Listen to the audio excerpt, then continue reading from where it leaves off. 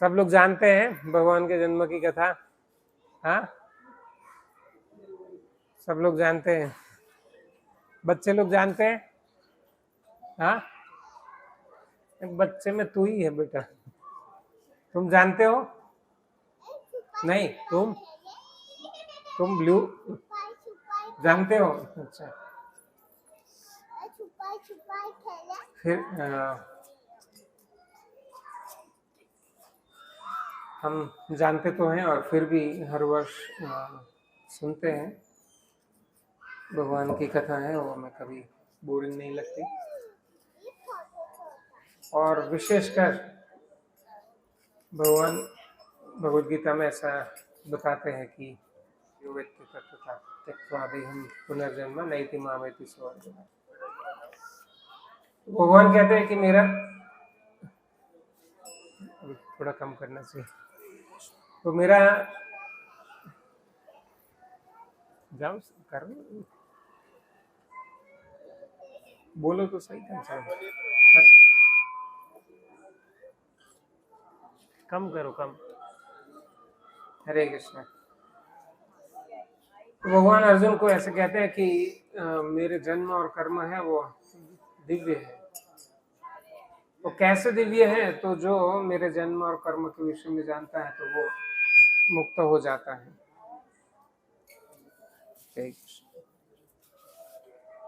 तो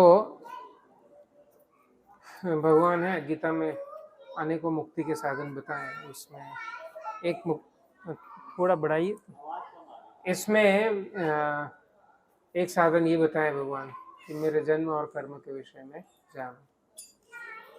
तो हम कहाँ से जान सकते हैं? हाँ, भगवान का जन्म और कर्म के विषय में कहाँ से जानेंगे? सब लोग जानते हैं ना भगवान कृष्ण के जन्म की कथा, कहाँ से जानेंगे? कौन से शास्त्र में बताया है कृष्ण जन्म की कथा?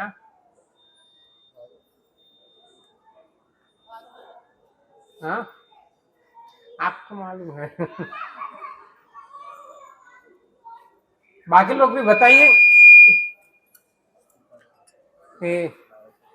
कहाँ बताया है कृष्ण जन्म की कथा?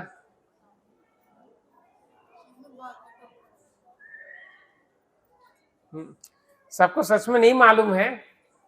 हाँ, मेरे से भी बड़े लोग तो यहाँ पर है। हाँ, कम से कम मैंने अपनी दादा दादी से कहानियां सुनी है, क्योंकि मैं जब छोटा था तो अभी टीवी का भी प्रचलन शुरू नहीं हुआ था, पूरे मोहल्ले में 1 या 2 टीवी थे। तो इसलिए हर शाम दादा दादी के साथ में बैठ करके कहानियां सुनना था। तो ये कृष्ण जन्म, राम जन्म सब है, सुना था। और आप में से बहुत सारे लोग मेरी या मेरे से अधिक उम्र के हैं, सुना ही होगा सबने। हाँ, श्रीमद् भागवतम में कृष्ण जन्म की बात आती है। और राम जन्म किस में आता है? आप मत बोलो मत।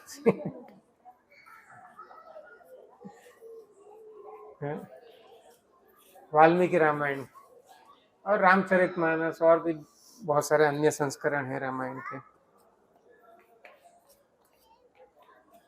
महाभारत में भी कृष्ण की बात आती है, ऐसा रामायण भी आता है, लेकिन कृष्ण जन्म की बात नहीं आती। तो अभी तो मोबाइल का जमाना आ गया है, पहले टीवी का जमाना आया, फिर हर एक बेडरूम में टीवी आया, और अभी हाथ में ही आ गया है टीवी। और दादा दादियों के हाथ में भी टीवी है और बच्चों के हाथ में भी टीवी है। तो इसीलिए इंटरैक्शन नहीं होता है, और इसीलिए कहानियों का ना दादा दादी कहानी सुनाएंगे ये प्रचलन है, बंद हो गया। तो इसलिए वर्तमान पीढ़ी या वर्तमान युवा वो तो लगभग इस विषय में अज्ञानी है, बिल्कुल ही। और ये बहुत ही चिंता का विषय है। भगवान कलयुग के लिए इतना सरल बना दिया कि मेरे विषय में कहानियां सुनो, उससे मुक्त हो जाओगे। श्रीमद् भागवतम में अन्यत्र ऐसा भी आता है कि कलयुग में तो केवल भगवान का नाम लेना ही पर्याप्त है। तो राम या कृष्ण बोल दिया, उसी से व्यक्ति मुक्त हो सकता है, लेकिन पता ही नहीं है सबको ये बात। तो इसीलिए श्रील प्रभुपाद जी ने इस्कॉन संस्था बनाई कि सबके पास ये भगवद गीता और कृष्ण की बात पहुंचाई जाए। तो कोरोना से पहले यहाँ पर नियमित सत्संग होता था हर शुक्रवार को, और अभी कोरोना का लॉकडाउन पूरा होने के बाद में फिर से चालू हुआ, लेकिन यहाँ पास में पहले पद्मनाभन प्रभु के घर पे कुछ समय चला, परवीन के घर पे, और बाद में अभी योगेश्वर सोसाइटी, कितना 1 किलोमीटर ही है ना। अभी तो पंचमुखी हनुमान ऋषिकेश प्रभु के घर पे चला, और अभी पंचमुखी हनुमान योगेश्वर सोसाइटी के पास में वहां हो रहा है। सब लोग हैं, लाभ ले सकते हैं, सबका स्वागत है। और जैसे यहाँ पर होता था वहां पर भी सबके लिए शाम का प्रसाद होता है। तो जानना चाहिए, साधन तो बड़ा सरल है, लेकिन हमारे पास समय का बहाना है। समय है लेकिन वो मोबाइल में जाता है। तो अपने कल्याण के लिए और अपने परिवार और अपने बच्चों के कल्याण के लिए हम जो भी कमाएंगे, चाहे वो मोबाइल से या धन कमाएंगे, वो कुछ भी साथ नहीं आने वाला है, या हो सकता है कि वो हमारे लिए बंधन का कारण बने। हम धन कमाएंगे, जो आवश्यकता है वो तो करना ही पड़ेगा, वो तो हमारा कर्तव्य भी है, लेकिन केवल वही करेंगे तो इसी संसार में हम बंधे रहेंगे। और फिर ये भगवान जैसा कहते हैं, त्यक्त्वा देहम पुनर्जन्म नैति मामेति स्वअर्जुन, इस संसार में वापस नहीं आना पड़ेगा जो मेरे विषय में जानेगा, तो वो लाभ हमें नहीं मिलेगा।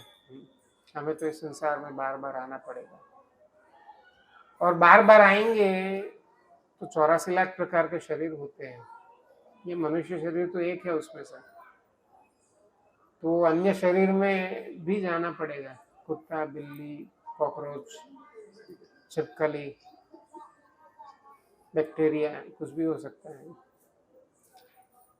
और किसी भी शरीर में ये संघर्ष है, बना रहेगा जीवन यापन के लिए। हम देखते हैं कुत्ते या बिल्ली है, वो भी खाना खोजते रहते हैं। हमारे पास कुछ प्रोविजन होता है, और यहाँ पर रहने वाले लोग हैं सब समृद्ध हैं, तो अच्छा प्रोविजन होता है। झोपड़ी में रहने वाले के लिए भी कुछ तो प्रोविजन होता है कि सुबह में उठेंगे तो घर में सब है ना, सब बनाते हैं, खाते हैं। जानवर लोग हैं, मतलब हम जो भी जीव है वो पशु के शरीर में जाएगा, कोई प्रोविजन नहीं है। पता नहीं है मिलेगा भी या नहीं मिलेगा। तो क्या हम सब लोग तैयार हैं उसके लिए? कभी इस पर विचार किया? मनुष्य शरीर है, विशेष बुद्धि दिया है, तो ये शरीर में रहते हुए तो हम अपने लिए बहुत प्रोविजन कर लेते हैं। ऋतुओं से बचने के लिए मकान है, कपड़े हैं, और कल क्या मिलेगा उसके लिए साल भर का अनाज भरते हैं, सप्ताह भर की सब्जियां, फल वगैरह भी फ्रिज में भर के रखते हैं। तो ये जीवन के बाद के लिए कोई प्रोविजन किया क्या? अगर नहीं किया है तो आज मैं बता रहा हूँ, कभी मैं भी अज्ञानी था,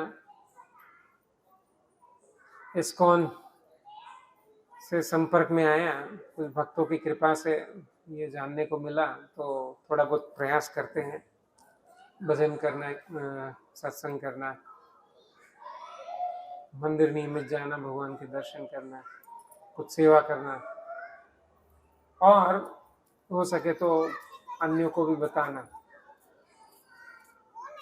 तो अभी मैं आपको बता रहा हूँ, आप लाभ लीजिए, बहुत दूर नहीं है, यहाँ पास में ही सत्संग हो रहा है, कभी कभी मंदिर दर्शन करने के लिए भी आ सकते हैं,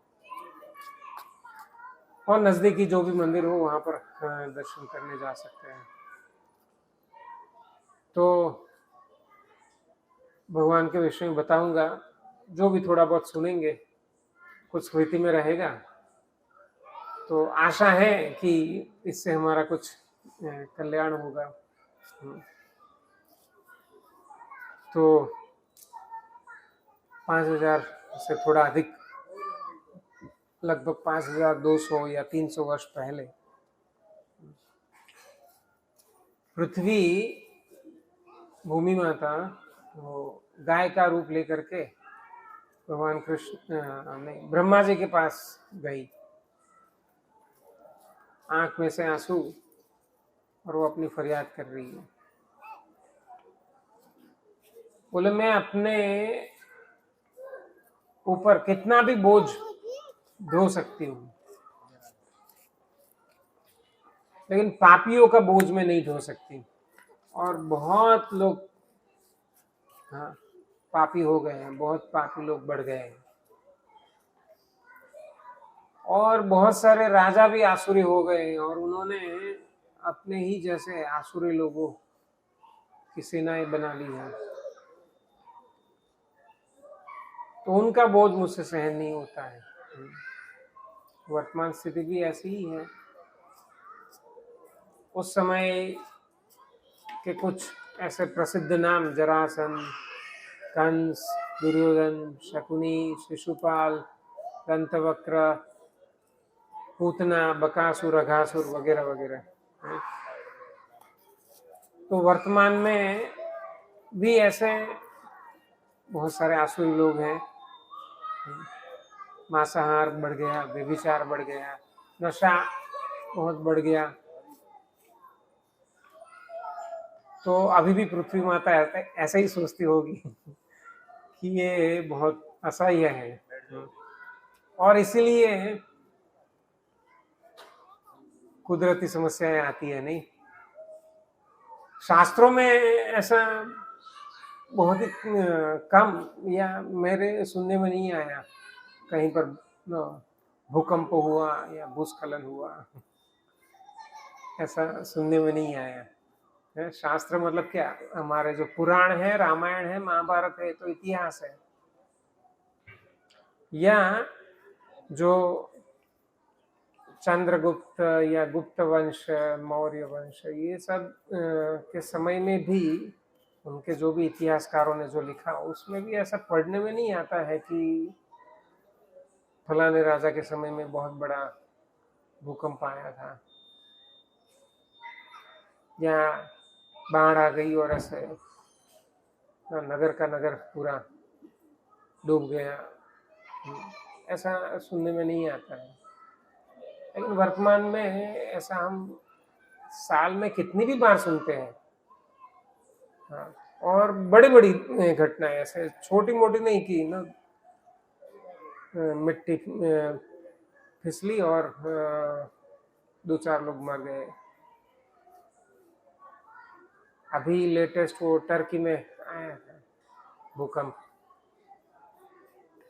या अभी ट्रेन दुर्घटना उड़ीसा में, मतलब सैकड़ों, हजारों, लाखों ऐसे ही आंकड़े होते हैं। कोरोना में तो अकेला अमेरिका है 6 लाख 7 लाख लोग, भारत में भी 5 लाख के करीब होंगे शायद, 4-5 लाख लोग। तो इतना ना मास में, मतलब जिस तरह से कसाई घर होता है ना, तो वहाँ कसाई लोग हैं, अभी मशीनों से लाखों की संख्या में जानवरों को काटते हैं। तो देवता लोगों को भी लोगों को पनिशमेंट देने के लिए ऐसे मास में काम करना पड़ता, क्योंकि बहुत पाप बढ़ गया है। तो भूमि माता है वो ब्रह्मा जी को ऐसे सब फरियाद करती है, तो ब्रह्मा जी है वो सब देवताओं को इकट्ठा करते हैं, शिव जी, इंद्र इत्यादि सभी देवताओं को इकट्ठा करते हैं। फिर वो विचार करके ऐसा निष्कर्ष निकालते हैं कि ये हमारे बस की बात नहीं है, क्योंकि बहुत सारे जो असुर लोग हैं वो देवताओं को भी परास्त कर चुके थे, मतलब वो उनके द्वारा भी वश में आने वाले नहीं थे।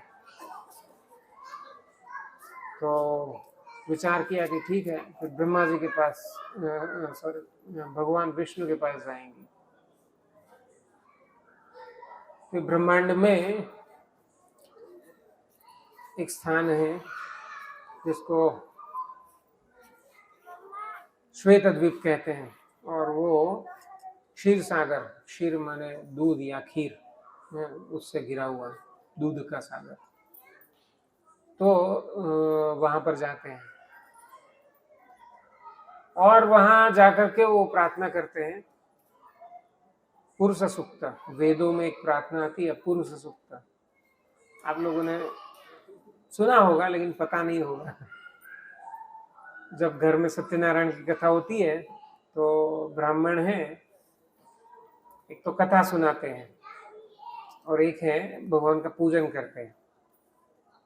तो जब भगवान का पूजन करते हैं तो या तो विष्णु सहस्त्र नाम का पाठ करते हैं या फिर पुरुष सूक्त का पाठ करते हैं। तो देवताओं ने भी पुरुष सूक्त का पाठ किया और ब्रह्मा जी है वो इस प्रकार से भगवान का ध्यान लगाए। तो तब भगवान है वो ब्रह्मा जी के हृदय में प्रकट हुए और उनको बताया कि मुझे पता है आप लोग यहाँ पर क्यों आए हैं।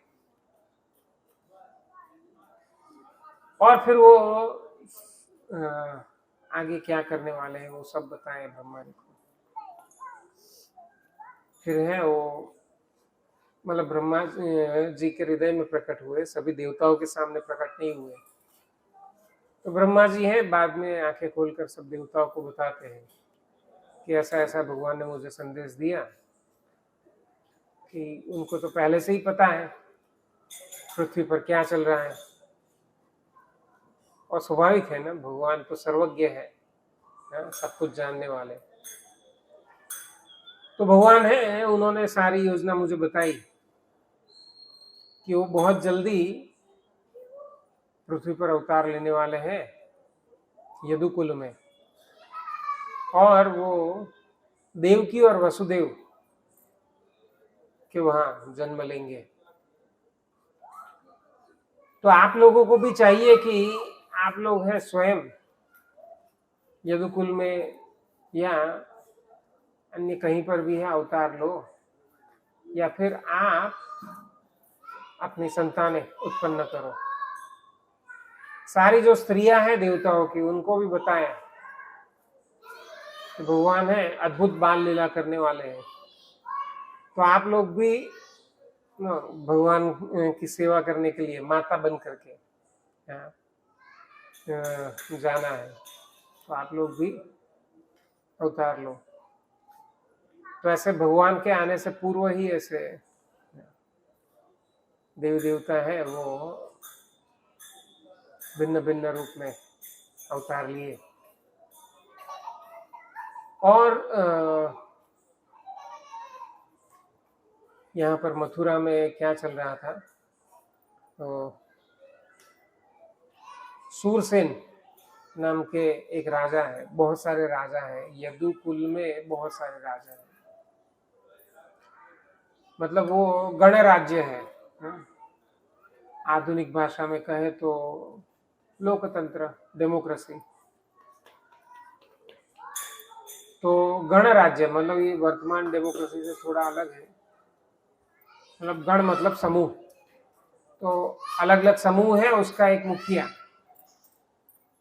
और ऐसे बहुत सारे जो गण प्रमुख हैं, वो लोगों में से कोई एक है फिर राजा होता है। तो सारे जो ऐसे गण प्रमुख हैं उसमें सबसे मुख्य है वो महाराज उग्रसेन। लेकिन सूरसेन जो है वे भी एक राजा है यादवों में।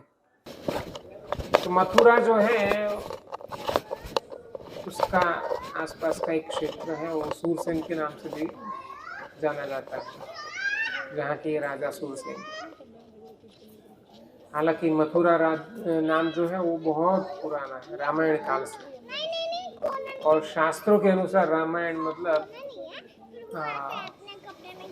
लगभग 2.25 करोड़ वर्ष पूर्व, तो तभी से वो नाम, या उससे भी बहुत पुराना नाम है मथुरा। तो ऐसे सब देवता लोग हैं जन्म लिए। सूरसेन के पुत्र हैं वो वसुदेव, हाँ। और उग्रसेन जो है सभी यादवों का जो मुखिया, हाँ, तो महाराज उग्रसेन का एक भाई है देवक, और वो देवक है उनकी लड़की है देवकी, और उग्रसेन है उनका लड़का है वो कंस। और कंस और वसुदेव है वो मित्र है।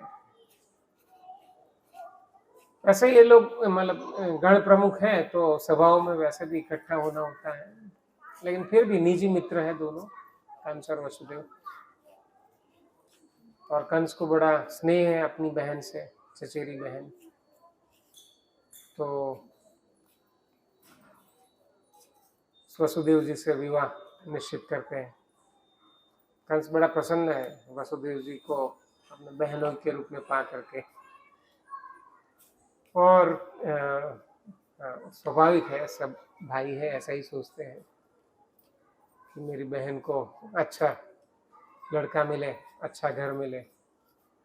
तो वसुदेव जी है बहुत सद्गुणी है, और कंस सोचता है कि मेरी बहन के लिए बहुत अच्छा है। वो स्वयं है आसुरी स्वभाव का है, लेकिन फिर भी अपनी बहन के लिए सोचता है कि अच्छा संस्कारी लड़का, सत्यवादी भी है। तो उनसे विवाह तय होता है और विवाह होता है। और अभी भी प्रथा है कि विवाह के बाद में विदाई में भाई है साथ में जाता है छोड़ने के लिए बहन के नए घर। तो उस समय भी कंस ने विचार किया मैं अपनी बहन को मैं स्वयं छोड़ने जाऊंगा, स्वयं सारथी बन के रथ चलाऊंगा। तो वो वैसा ही करता है। तो राजा जो देवक है वो और जो उग्रसेन खूब कन्यादान में देते हैं दहेज। बहुत सारे हाथी, 400 हाथी दिए, सोने से मढ़े हुए हैं। मतलब क्या जमाना होगा है? सतयुग की बात नहीं है ये, है? द्वापर की बात है, कलयुग के कुछ समय पूर्व की, है? कि जानवरों को भी वो गहने पहनाते थे सोने के, या गायों का जब दान भी करते थे तो ऐसे ही सोने से मड़ी हुई गाय देते थे। तो ऐसे खूब सारे रथ दिए, खूब सारे घोड़े दिए, खूब सारी सेविकाएं दी, सेवक सेविकाएं भी दिए। तो ऐसे बहुत सारा दहेज दे करके विदाई किया। और कंस है अभी तैयार है अपनी बहन और जीजाजी को उनके घर ले जाने के लिए। तो जैसे ही वो ऐसा कर रहा था तो तब है वो आकाशवाणी होती है, यार ये कैसा मूर्ख है तू, हाँ, जिसको तू घर छोड़ने जा रहा है उसी देवकी के 8वां लड़का तो तुझे मारने वाला है।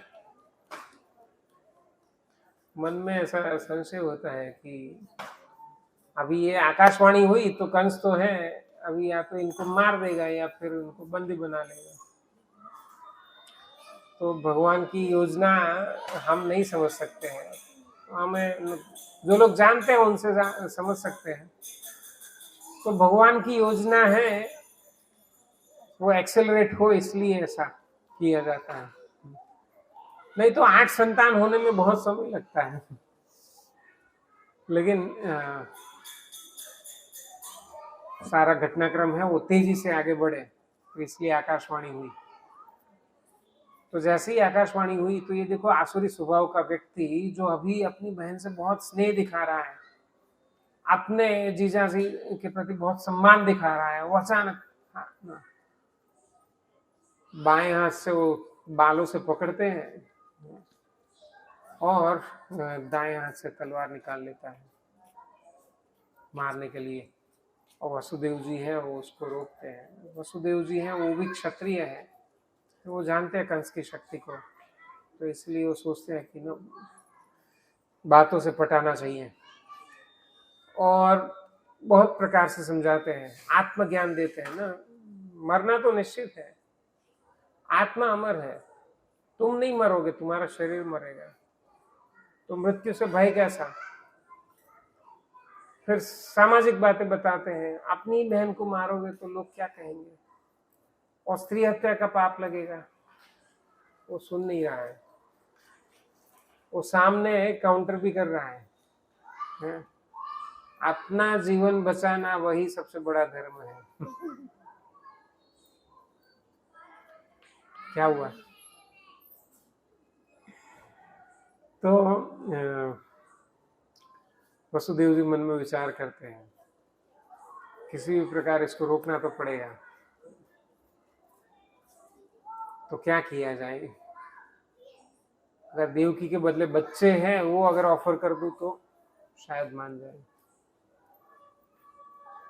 तो बहुत विचार करके फिर कंस को कहा कि तुम्हें भाई तो बच्चों से है ना, 8वें बच्चे से है ना, चलो सारे बच्चे दे दूंगा तुम्हें।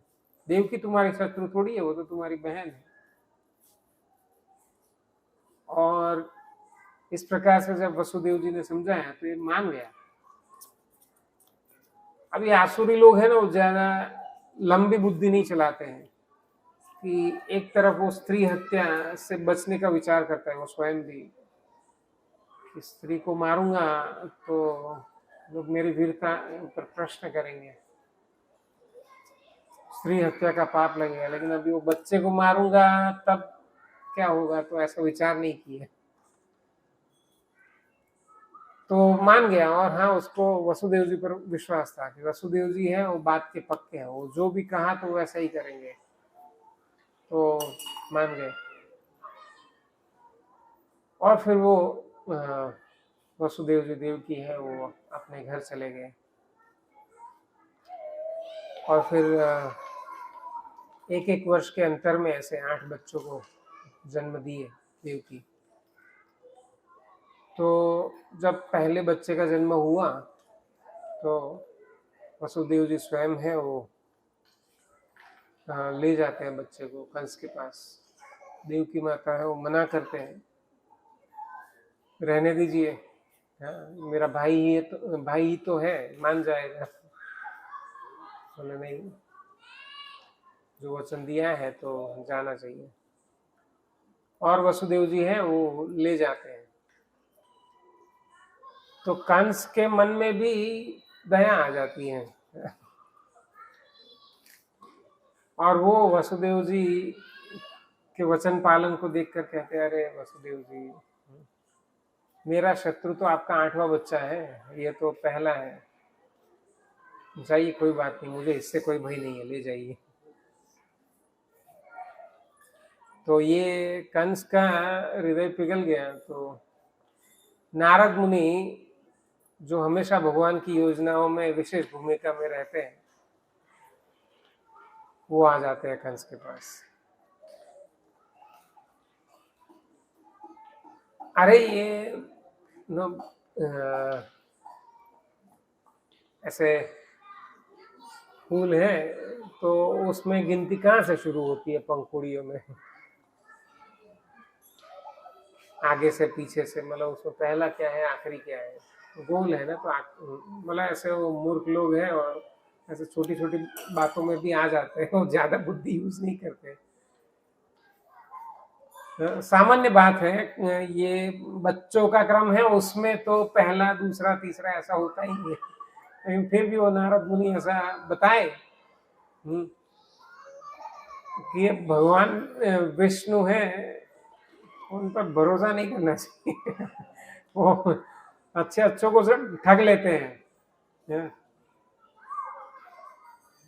तो क्या पता वो आकाशवाणी ने झूठ बोला हो, 8वें के बदले पहले नंबर पर आ गए। तो बाद में ये कंस जो है उसके सारे जो मंत्री हैं वे लोग भी तो आसुरी होते हैं। Birds of same feather flock together. एक स्वभाव वाले लोग हैं वो इकट्ठे रहते हैं। हाँ। तो आसुरी लोग हैं, अपने मंत्री वगैरह भी ऐसे ही रखते हैं। हाँ। और धार्मिक लोग होंगे, धार्मिक लोग रखेंगे। तो ये सारे जो उसके मंत्री लोग हैं वे लोग भी मूर्ख हैं। क्या फर्क पड़ता है, मार डालो सबको। हाँ। अगर कुछ बचेगा तो हमेशा भय बना रहेगा। तो वसुदेव जी हैं, वो बच्चे को वापस लेकर चले गए थे, देव की खुश हो गई, लेकिन वसुदेव जी के मन में संशय है, ये इस पर भरोसा नहीं कर सकते। तो थोड़ी देर में पीछे पीछे आया कंस और बच्चे को लिया और पटक दिया, और तुरंत देवकी और वसुदेव को है वो कारागार में डाल दिया, बंदी बना करके बेड़िया पहना दिया और खूब सारा पहरा लगा दिया। वो स्थान अभी भी है जिसके लिए अभी कोर्ट में केस चल रहा है, कृष्ण जन्म स्थान। और वो जेल, मतलब जो एग्जैक्ट जो जगह थी वो अभी तो रिकंस्ट्रक्ट किया होगा, लेकिन वो स्थान अभी भी है। और दीवार पर ऐसे निशान भी बनाए हुए हैं, वो हो सकता है आधुनिक ही होंगे निशान। तो ऐसे वहाँ पर फिर माता देवकी ने एक के बाद एक ऐसे 6 पुत्रों को जन्म दिया। और जैसे ही बच्चे का जन्म होता तो पहरेदार हैं वो जाकर के कंस को खबर करते और कंस आता और उनको मार देता। तो अभी 6 बच्चे मारे गए, उसके पीछे भी ऐसे क्या वसुदेव जी ने वचन दिया उनको पाप लगेगा, या नारद मुनि ने प्रेरणा दिया उनको पाप लगेगा। तो नारद मुनि भी त्रिकालदर्शी है, वो जानते हैं कि ये कौन है।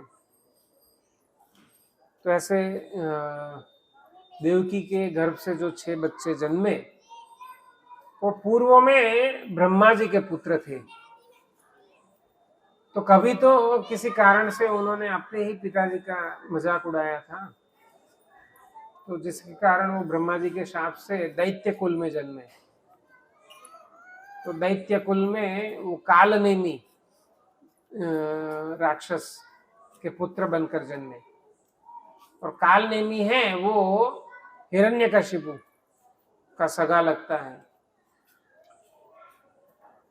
तो कभी वो हिरण्यकशिपु जब राजा था तो उसकी कुछ अवहेलना किया था, तो इसीलिए हिरण्यकशिपु ने तब उनको शाप दिया था कि आपको आपके पिता के हाथ से मरना पड़ेगा। तो वही 6 बच्चे हैं यहाँ देवकी के पुत्र बनकर आए। और वो जो कालनेमी था वो कभी तो भगवान के ही हाथों मारा गया था, तो वो अब है कंस बनकर आया है। तो नारद मुनि तो ये सब जानते हैं और इसीलिए वो तो केवल जो होने वाला है उसको फैसिलिटेट करते हैं। तो इस प्रकार देवकी के 6 पुत्र मारे गए। फिर भगवान है वो माया देवी को बुलाते हैं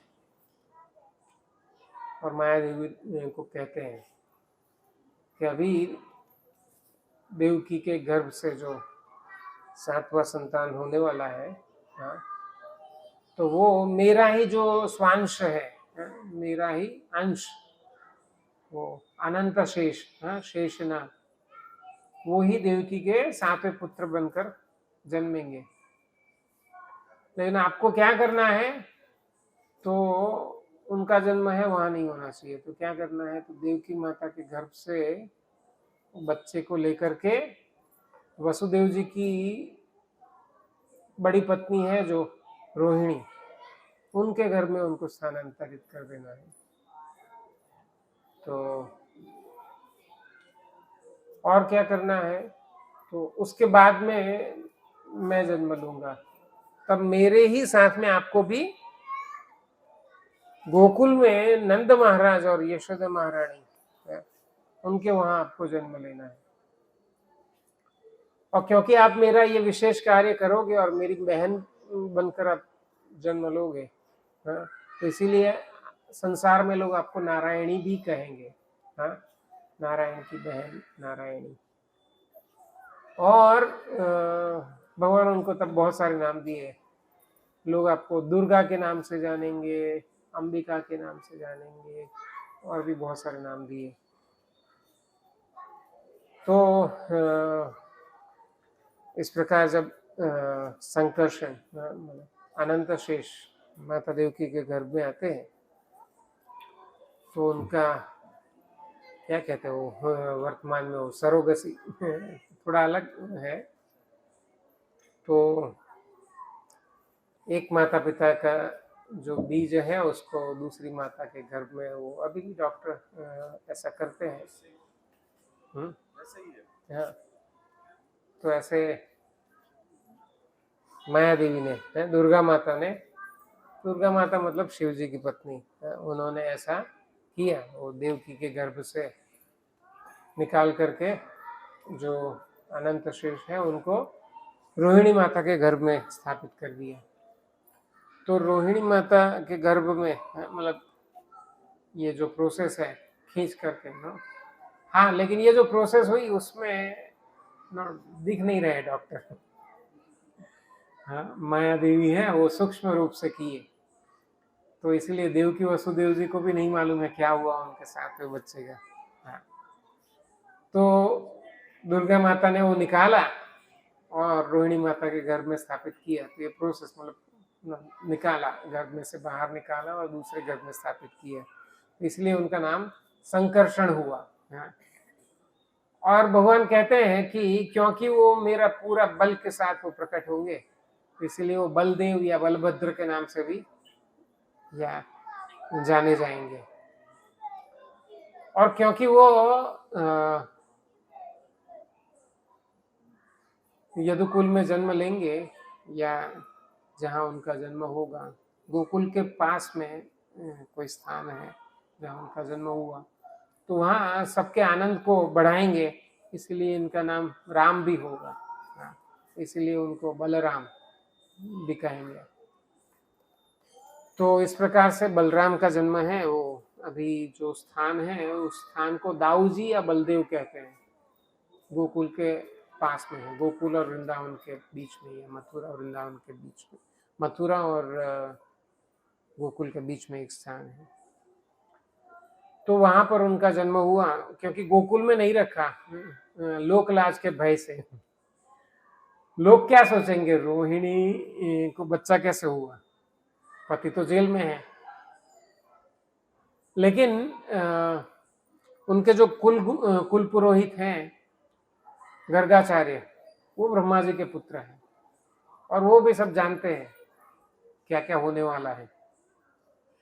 तो जब रोहिणी माता गर्भवती होती है तो सब लोग चिंतित हो जाते हैं, ये क्या हुआ।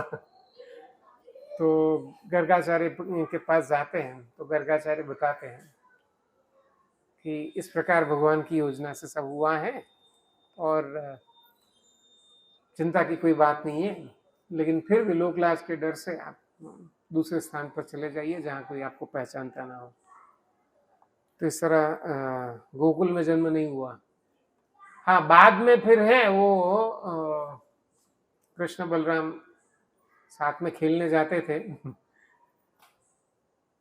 शायद साथ में रहते होंगे, लेकिन जन्म है उनका गोकुल के बाहर हुआ। तो बाद में फिर इस तरफ देवकी माता है, वो विचार करते हैं कि उनका गर्भपात हो गया, तो तब भी वो दुखी होते हैं। और कुछ समय बाद में फिर भगवान है वो, जो कि ना सबके सब जीवों के साथ भगवान परमात्मा के रूप में सभी के साथ में हृदय में रहते ही है, लेकिन भगवान विशेषकर हैं वसुदेव जी के हृदय में प्रकट हुए, और वसुदेव जी के हृदय से देवकी के हृदय में, और देवकी के हृदय से फिर देवकी के गर्भ में स्थानांतरित हुए, ऐसा भागवत में आता है। तो जैसे भगवान है वो देवकी के गर्भ में आए, तो पूरा जेल जो बिल्कुल ना, सारे जेल वैसे ही होते हैं वैसे अंधेरे वाले, लेकिन ऐसे दिव्य प्रकाश, सब जो सैनिक लोग हैं वो कंस को जाकर रिपोर्ट करते हैं कि जेल में पता नहीं अचानक से क्या हो गया ना, बहुत प्रकाश प्रकाश दिखाई दे रहा है। कंस भी है, वो आकर के देखता है। तो ऐसे भयभीत हो जाता है। वैसे वो हमेशा भगवान का स्मरण करता रहता था, लेकिन अभी उसका स्मरण बढ़ गया, वो रात को सो नहीं पाता है, मेरा काल अभी आ गया है तो मेरे पास अभी बहुत कम दिन बचे हैं। तो हमेशा वो भय के कारण है वो भगवान का चिंतन करता रहता था। तो भागवतम में ऐसा वर्णन आता है, मतलब कोई भक्त जितना भगवान का चिंतन करे वैसे ही ये व्यक्ति है, भय के कारण भगवान का चिंतन करता रहता था। तो ऐसे समय बीतता है, देवता लोग हैं, वे लोग हैं नियमित रूप से, अदृश्य रूप से, देवकी और वसुदेव उनको नहीं मालूम है, लेकिन देवता लोग हैं वो आकर के भगवान का दर्शन करते रहते हैं, देवकी और वसुदेव के दर्शन करते हैं। तो ऐसे वे लोग आकर के भगवान की प्रार्थना करते रहे, और कि आप हमारा कार्य करने के लिए, हमारा उद्धार करने के लिए, और ये आसुरी लोगों को मारने के लिए आए हैं। ऐसे वो नियमित रूप से आकर के भगवान की प्रार्थना करते हैं। और जैसे समय बीता, तो ये गुजरात के अनुसार वर्तमान में हम, उस समय ऐसा शायद कैलेंडर में भेद नहीं होगा पंचांग में, है ना, गुजरात में ये श्रावण का कृष्ण पक्ष, हाँ, की अष्टमी, शायद महाराष्ट्र में भी, लेकिन अधिकांश भारत में ये भाद्र का कृष्ण पक्ष। तो भाद्र में मतलब अन्य राज्यों में वर्ष सभी महीनों में पहले कृष्ण पक्ष आता है और बाद में शुक्ल पक्ष आता है। गुजरात महाराष्ट्र में पहले शुक्ल पक्ष आता है, अमावस्या के बाद में महीना शुरू होता है। तो अन्य जगह पर पूर्णिमा के बाद में महीना शुरू होता है। तो इस प्रकार यहाँ श्रावण की कृष्ण पक्ष की अष्टमी को, कृष्ण मतलब काली, काली रात्रि, अंधेरे दिन, जब चंद्रमा बढ़ता है उसको शुक्ल पक्ष कहते हैं, और जो चंद्रमा घटता है उसको कृष्ण पक्ष कहते हैं। तो कृष्ण पक्ष की अष्टमी को, रात्रि को भगवान का जन्म होता है। जब जन्म होता है तो खुशी होनी चाहिए, लेकिन देव की वसुदेव है वो चिंतित हो जाते हैं, अभी इनका भी बारी लग जाएगा। लेकिन इस बार जो बच्चा है वो साधारण नहीं जन्मा है, देखने में भी असाधारण है। तो वो पीतांबर पहने हुए हैं, बच्चे का जन्म पीतांबर के साथ में, माथे पर मुकुट है, मोर पंख लगा हुआ है, वैजयंती माला है, कौस्तुभ मणि है, आभूषण पहने हैं, 4 हाथ है, शंख चक्र गदा पद्म है और ऐसे बड़े हैं।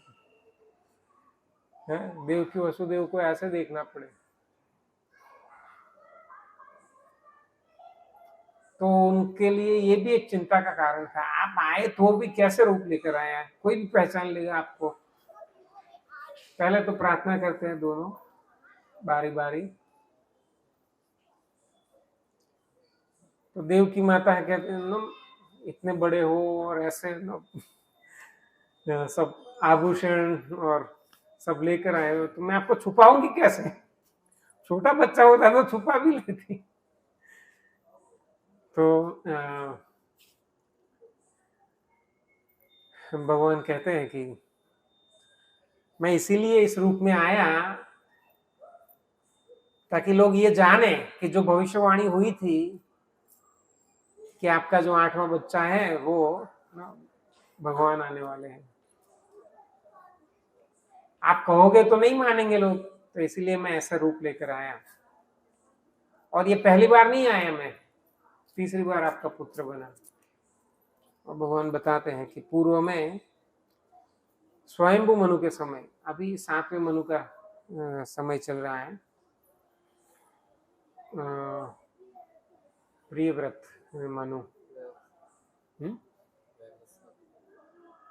हाँ सॉरी, वैवस्वत मनु का समय चल रहा है।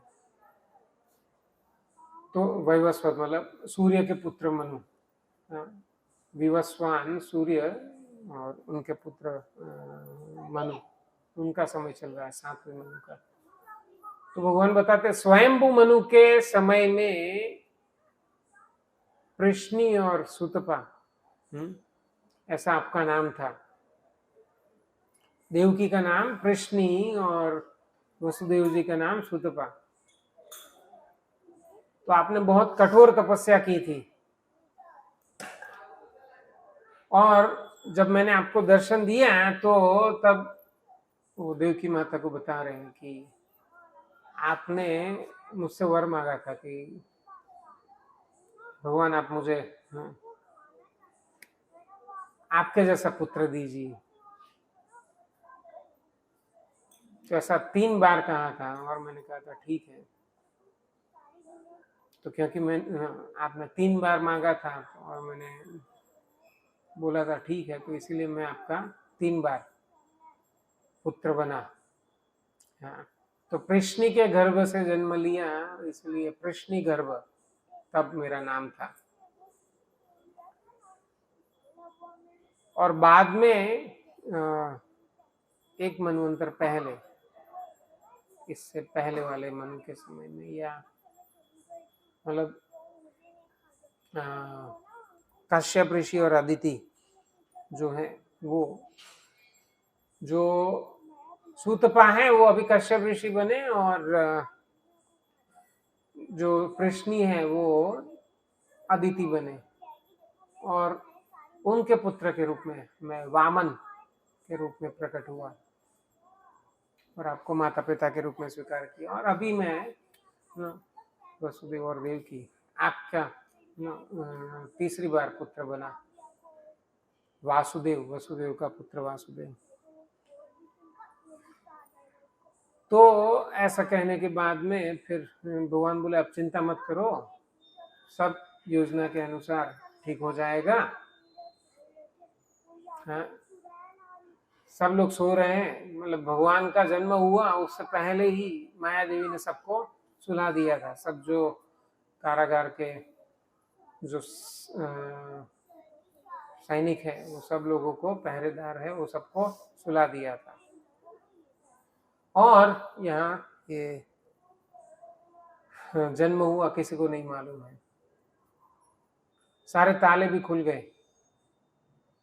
और भगवान बताते हैं कि आप मुझे टोकरी में डालकर, अभी टोकरी भी वहां पर है, टोकरी में डाल करके वहां गोकुल में नंद महाराज के वहां यशोदा को एक लड़की हुई है, वहां जाओ, वहां छोड़ाओ मुझे और वो लड़की को ले आना। तो ठीक है। तो भगवान फिर है, अभी छोटे बच्चे नंगे पुंगे पहले आए कपड़ों में, लेकिन अभी छोटा बच्चा बिना गहने वाले, बिना चार हाथ वाले, ऐसे सामान्य बच्चे की तरह ऐसा रूप में परिवर्तित हो गए।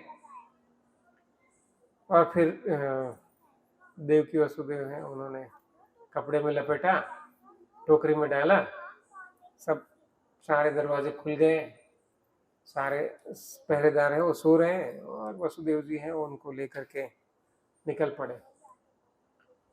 और यमुना बिल्कुल बहुत पास में से बहती है, तो यमुना जो है अभी तो शायद मथुरा से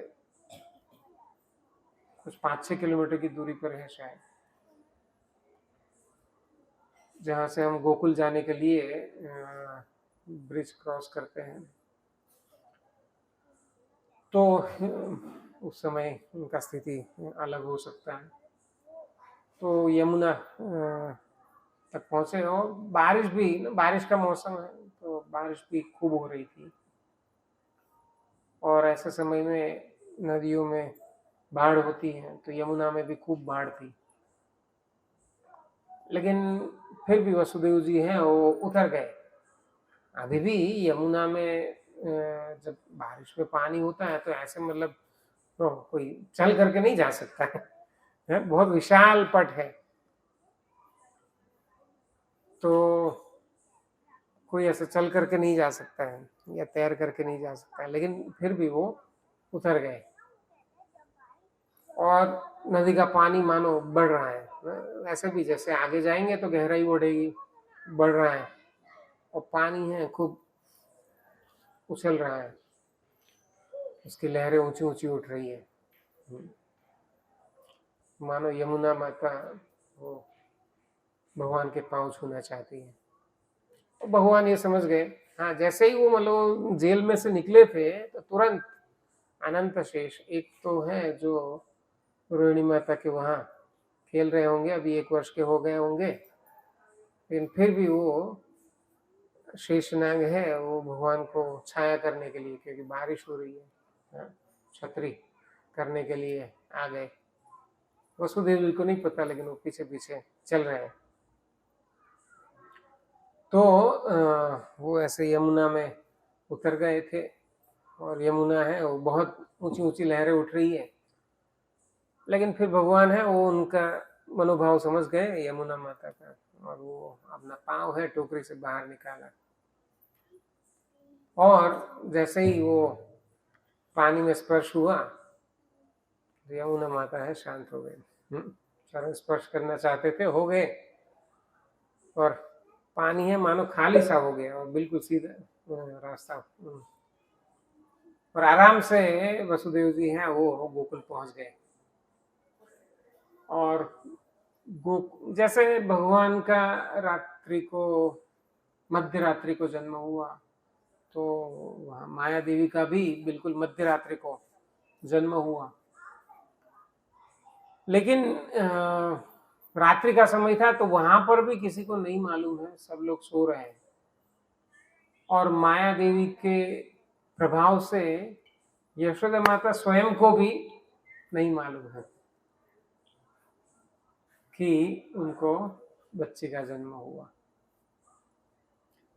तो प्रसव पीड़ा से वो बेहोश है। सामान्यतया क्या होता है कि कोई स्त्री होती है साथ में प्रसव करवा, क्या बोलते हैं, दाई बोलते हैं, तो दाई माँ होती है, लेकिन ऐसा कुछ नहीं था, कोई नहीं था, और ऐसे ही नींद में ही प्रसव हो गया, और प्रसव के कारण वो बेहोश भी हो गए, और उनको नहीं मालूम है कि लड़का हुआ लड़की हुई। नंद महाराज या किसी को भी नहीं मालूम है। और वे वसुदेव जी आए, और यशोदा माता के बाजू में लड़की को देखा, और उन्होंने बदल लिया, और वो वापस चले आए।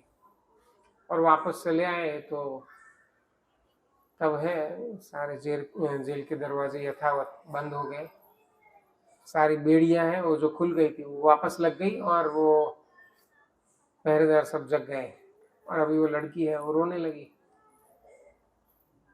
तो ये पहरेदार है वो सब जा करके खबर दिए कंस को कि जन्म हुआ है लड़की का। और कंस है वो तुरंत आधी रात्रि को ही वो दौड़ा दौड़ा आता है। देवकी है वो बहुत दलील प्रस्तुत करती है कि अरे ये तो लड़की है, लड़का नहीं हुआ। फिर भी वो छीन लेता है। जैसे ही वो पटकने की कोशिश करता है तो हाथ में से फिसल जाती है और वो ऊपर उड़ जाती है और अष्टभुजा रूप धारण करती है और वो अट्टहास्य करने लगती है दुर्गा माता। अरे मूर्ख, तू जिसकी प्रतीक्षा कर रहा था वो तो कहीं और जन्म ले चुका है? और ऐसा करके वो अदृश्य हो जाती है। तो दुर्गा माता है जाते जाते कंस को बता दिया है कि वो आए हैं और कहीं और है और खोजता रहे तू। तो ये दूसरी ओर गोकुल में कृष्ण भी अभी रोने लगते हैं। तो पता चला बच्चे का जन्म हुआ है और लोग यही सोचते हैं कि यशोदा ने कृष्ण को जन्म दिया। और दूसरे दिन है फिर नंद महाराज बड़े उत्सव का आयोजन करते हैं। इस प्रकार भगवान का जन्म हुआ। तो जो भगवान का जो जन्म हुआ उस समय के ग्रह नक्षत्र की जो स्थिति है उसको जयंती कहते हैं। तो जयंती शब्द है और ज्योतिष का शब्द है। लेकिन अभी वो हम लोग हैं हमेशा गांधी जयंती सबके लिए ऐसा जयंती शब्द, अंबेडकर जयंती। लेकिन जयंती वो ज्योतिष का शब्द है। वो ग्रह नक्षत्र की जो स्थिति थी भगवान के जन्म की उसको जयंती कहते हैं। तो इसीलिए राम जयंती भी नहीं बोलते हैं क्योंकि भगवान राम का जन्म का स्थिति कुछ अलग था, वो जयंती नहीं थी। लेकिन अभी लोग हैं वो संस्कृत का ज्ञान नहीं रखते, मूर्खतावश गांधी जयंती, अम्बेडकर जयंती। तो भगवान का जन्म हुआ और भगवान का जन्म है वो दूसरे दिन है उन्होंने उत्सव मनाया।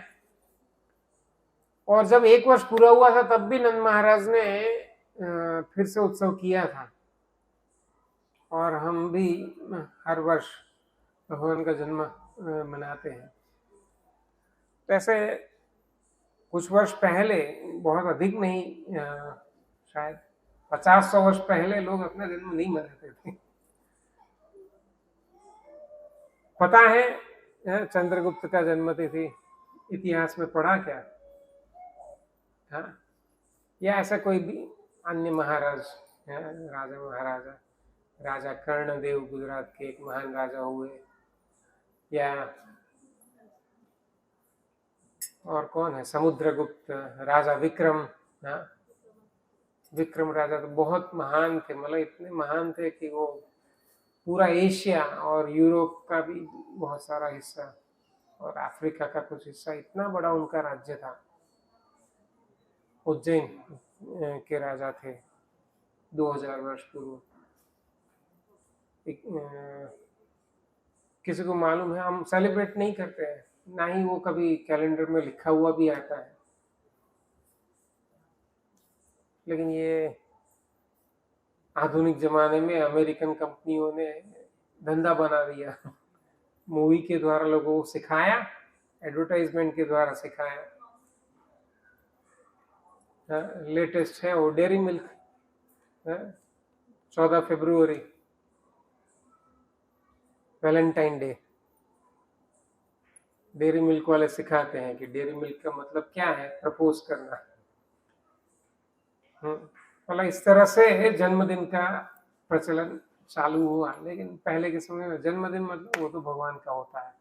हाँ, वराह द्वादशी, वामन द्वादशी, रामनवमी, परशुराम जी का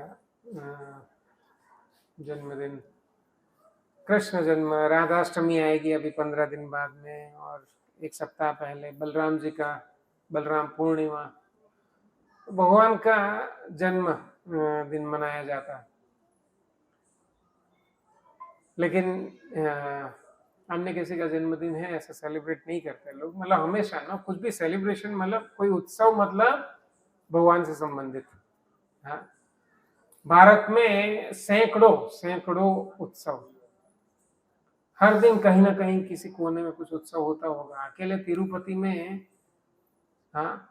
200 दिन उत्सव होता है। और मैं जब जब तिरुपति गया हूँ, कभी मई में गया, कभी जुलाई में गया, तो कभी जनवरी में गया, तो जब भी गया मैंने हर बार उत्सव देखा है।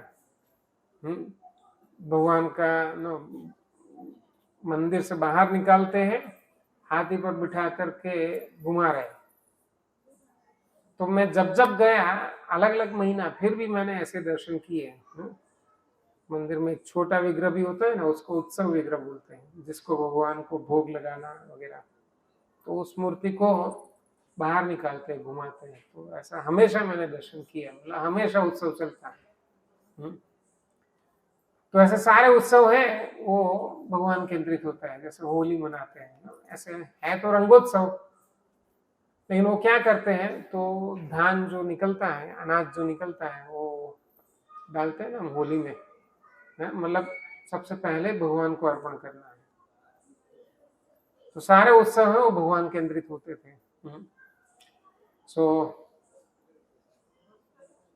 हम अपना जन्मदिन मनाते हैं, तो उससे हमारी क्या लाभ होगा, तो हमारी शरीर की चेतना बढ़ेगी, मैं ये शरीर हूँ, और बार बार शरीर धारण करना पड़ेगा।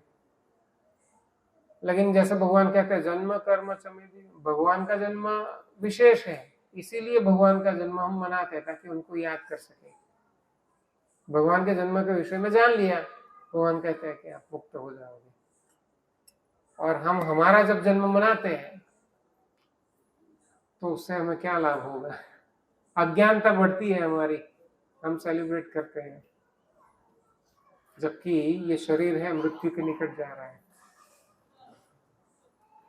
लेकिन भगवान का जन्म मनाते हैं तो हम मुक्ति के निकट जाते हैं, और ये भगवान स्वयं कहते हैं। तो यहाँ पर मैं विराम दूंगा, आगे का कार्यक्रम जारी रहेगा। हरे कृष्ण। श्री कृष्ण जन्माष्टमी महोत्सव की जय।